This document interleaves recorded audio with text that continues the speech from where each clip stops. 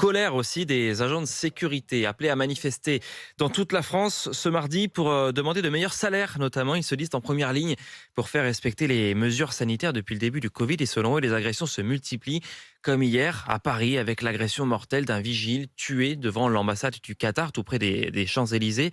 La profession est en colère. Benjamin Smadja avec Lucille Pascanet pour RMC.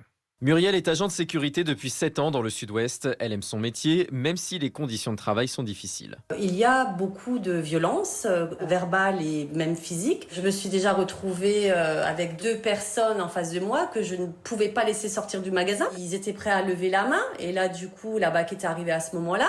À l'automne dernier, elle est en repos. Son collègue, qui assure seul la sécurité du magasin, demande à un homme de remettre son masque. Il se fait insulter, frapper et asperger d'essence. Ça aurait pu être moi aussi. Il faut avoir un mental, une force de caractère. Je pense qu'il y a beaucoup d'agents de sécurité qui doivent avoir peur d'aller travailler. À cette peur s'ajoutent les horaires à rallonge, les missions sans rapport avec la sécurité, comme ranger les caddies ou faire un peu de ménage, pour des salaires insuffisants selon les syndicats. 85% de la population de la sécurité et de la sûreté sont soit des smicards, soit des précaires. Charles Dassonville, secrétaire fédéral de la CGT Service. Si vous êtes mal payé, si vous avez des horaires matin, la nuit, n'importe quel jour, le week-end, il n'y a plus de vie de famille, il n'y a plus rien. Les gens, s'ils peuvent trouver une autre solution, ils s'en vont.